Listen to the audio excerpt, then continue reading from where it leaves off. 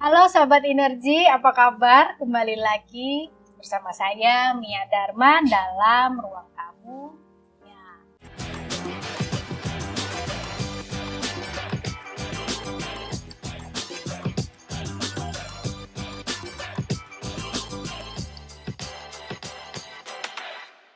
Nah, hari ini edisi spesial. Karena apa? Saya pakai kebaya, enggak bercanda. Tapi seneng banget hari ini syuting di tempat yang bagus banget, di sebuah restoran yang sangat amat enak makanannya. Jadi nanti sahabat ini jangan lupa mampir-mampir kalau ke daerah Pantai Indah Kapuk ya. Nah, hari ini saya akan kedatangan tamu, teman baik saya. Semuanya teman baik, pasti dong. Kalau nggak teman baiknya Mia nggak diundang dalam ruang tamu Mia, nggak bercanda. Tapi beliau adalah, pasti sahabat energi juga sudah pernah dengar beliau memaparkan tentang pentingnya penampilan sebagai seorang sekretaris gitu ya. Dan kali ini saya undang lagi Ibu Ike, atau saya manggilnya Mbak Ike, yang akan ngobrolin tentang service mindset. Tunggu apa lagi? Langsung aja ya dilihat. Mbak Ike, Mbak Mia. Bosan nggak? Ya. Mbak Ike apa kabar, sehat? Baik, alhamdulillah. Mbak Mia gimana kabar? Baik dong. Itu Mbak Ike cerah, ijo-ijo. Makin gitu kan. Aku makin aduh. Mbak Mia gini aku. Mbak Ike mau nanya-nanya dong. Boleh dong. Pentingnya service mindset. Menurut Bu Ike atau Mbak Ike? Baik aja. Jeng, boleh? Baik. Mbak Ike, dalam sebuah bisnis Ya. pastinya perlu yang namanya cuan atau untung, bener nggak? Ya, betul dong.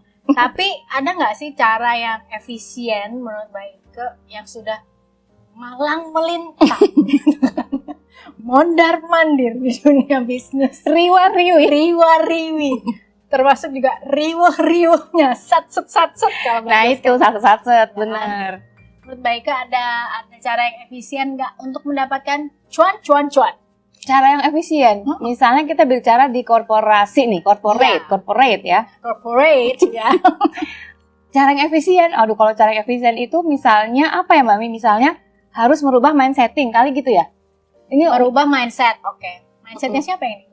Mindsetnya member of the corporate itu, maksudnya staf karyawannya gitu. Mindset yang seperti apa yang harus dirubah? Kalau aku tuh ngomongnya enlarge mindset. Kan orang tuh open. Berat ya, semua berat. Enlarge langsung large banget loh. Orang tuh kan open mind sama apa Mami dua close open mind sama fix mindset. Kok itu agak pinter ya. Iya, open sama. Sebenarnya narasumber siapa ya, sahabat energi? Enggak itu, tapi aku nggak mau dua itu. Aku mau yang beda, artinya enlarge mindsetnya. Lebih gede lagi dari open. Apa yang dimaksud dengan enlarge? Ini hubungannya sama mungkin sama service mindset ya kalau mendapatkan cuan. Kita bicara service mindset ya Mbak Mi. Artinya setiap individu di dalam. Ini kenapa ya? Kita tuh sahabat energi ya, mohon maaf kalau hari ini agak bercandaan. Karena emang teman baik, jadi ya gini kalau ketemu. Mukanya kalau ketemu suka bercanda. Service tadi apa? Service mindset ya. Oke, jadi maunya ideally adalah setiap individu di dalam perusahaan itu ya atau company itu tuh selayaknya itu punya enlarged mindset atau mungkin ya udahlah kita ngomongnya open mindset. Artinya tuh untuk dapetin cuan itu bukan hanya tugas atau kewajiban satu divisi tertentu atau satu departemen tertentu. Kayak misalnya contohnya kayak departemen atau divisi sales doang yang mesti marketing ya kan, pontang-panting sat-set dari itu tadi. Iya, artinya semua merasa jadi ownership-nya ada. Rasa kepemilikan. Iya, itu tentunya secara nggak langsung cuan-cuan akan bergelimpangan. Bukan bergelimpangan makin nggak dapet dong. Iya itu, jadi salah satunya. Jadi merubah enlarge mindset dari setiap individu yang ada di perusahaan tersebut atau company tersebut Oke, gitu. yang dimaksud enlarging your mindset Yes. itu apakah ya selalu ada hubungannya dengan misalnya gini, kalau ngomong perusahaan ya atau dagangan lah, kan pasti kalau ngomongin produk pasti 11-12 sama toko sebelah. Iya. Pasti kan saling mengikuti ya. Satu punya produk apa, yang lain akan ngejar. Bahkan ada inovasi-inovasi baru. Nah, yang dimaksud dengan Mbak Ike punya atau setiap karyawan tuh harus punya cara berpikir atau punya rasa memiliki Ownership tadi ya, itu. ownership itu ngomongnya mesti gitu ya. Ownership itu ya, apakah ada hubungannya dengan cara mereka melayani pelanggan? Iya. Jadi kalau menurut aku nih Mbak Mi, menurut aku ya pelanggan itu atau customer itu bukan selalu adalah orang luar atau eksternal. Kita tuh di dalam internally itu juga punya customer masing-masing. Oke. Mau kasih contoh nggak? Aku kasih contoh boleh? Boleh. Misalnya. Misalnya aku udah agak paham. Tapi kan sahabat energi belum tentu. Jadi contoh nih internal setiap apa tadi aku ngomong? Kita itu punya customer. Kita tuh punya customer sendiri-sendiri di setiap role masing-masing. Bahkan kayak role aku yang berpuluh-puluh tahun itu, aku pun juga punya customer sendiri. Customer aku artinya adalah orang-orang yang aku layani ya. Di dalam perusahaan. Di dalam perusahaan. Dalam arti itu adalah bos-bos aku, kemudian juga anak buahnya bos-bos aku. Lalu tamu-tamu, nah itu adalah customer aku di perusahaan pada tempat aku bekerja pada waktu itu. Nah itu boleh disebut sebagai customernya aku, yang artinya kita harus memberikan pelayanan yang terbaik gitu. Bukan berarti pada saat jualan aja. Selain juga mikirin eksternal customer betul. Nah kembali ke mindset melayani itu tadi. Bahwa setiap orang, kalau tadi Mbak Ike di awal sampaikan bahwa yang menjadi penanggung jawab untuk bisa mendatangkan cuan-cuan itu nggak satu divisi aja. Artinya semua karyawan yang tergabung dalam keluarga itu atau perusahaan itu harus punya cara pandang yang sama tentang memberikan servis baik secara internal maupun eksternal. Nah memang berarti artinya gini, menurut Mbak Ike apakah berarti kalau cuannya nggak datang-datang, ada mindset yang salah? Bisa jadi salah satu indikator Mbak Mi. Mungkin aja ada bad experience dari let's say external customer gitu ya. Jadi cuan-cuan agak tergagap-gagap datangnya gitu. Makanya di situ betapa pentingnya digalakan untuk setiap individu di company itu masing-masing sama nih, mindsetnya sama gitu. Baik, jadi sebenarnya bicara mengenai keseimbangan ya dalam melayani customer internal harus sama baiknya dengan melayani customer eksternal. Betul. Karena internal juga itu nanti kan misalnya kalau dalam satu pekerjaan tuh keterhubungan antar divisi itu kan saling terkait. Kalau melayaninya ada yang enggak maksimal, pasti kan tersendat-sendat tuh.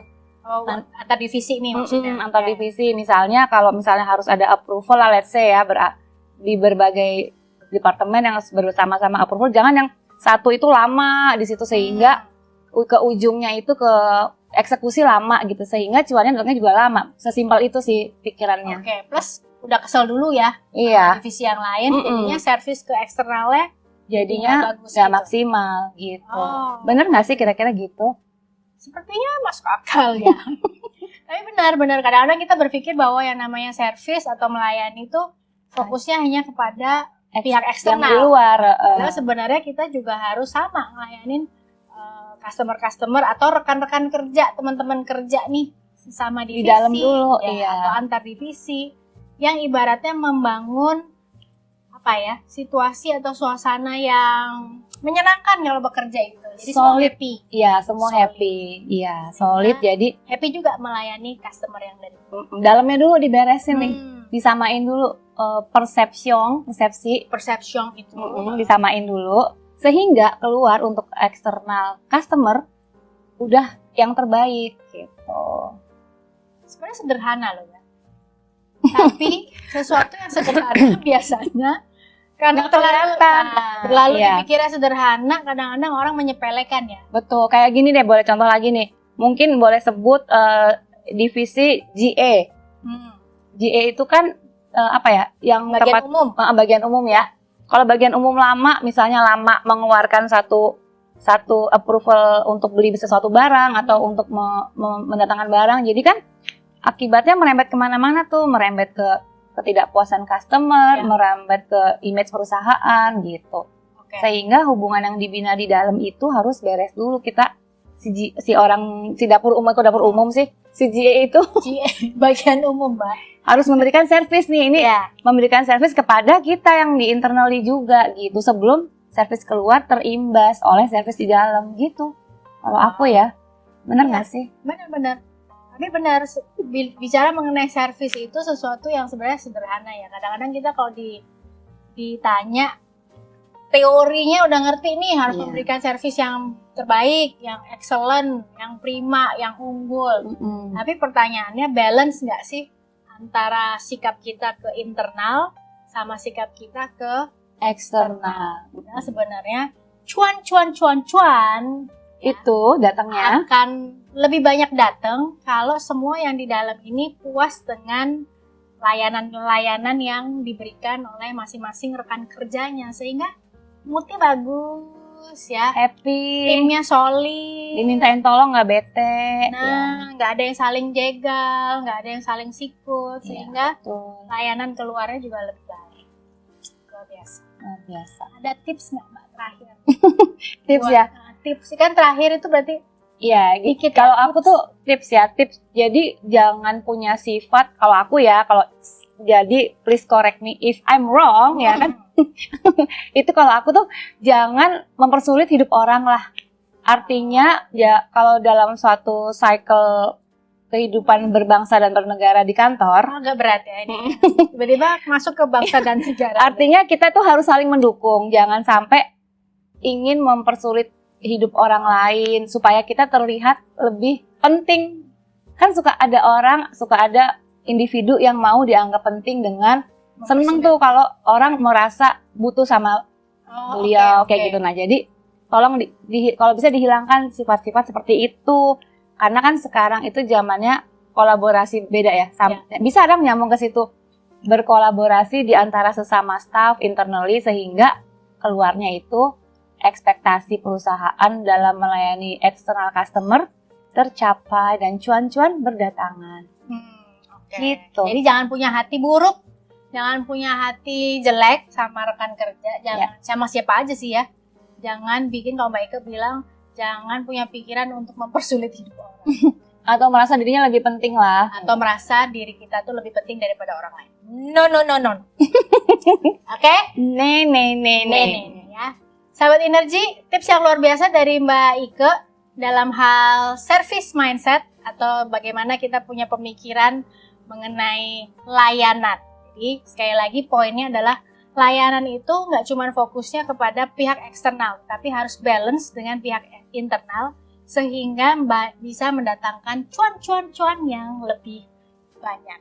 Seru kan omongan kita hari ini mengenai cuan? Tontonin terus episode-episode berikutnya dalam Ruang Tamu Mia. Sampai jumpa. Thank you. Dah.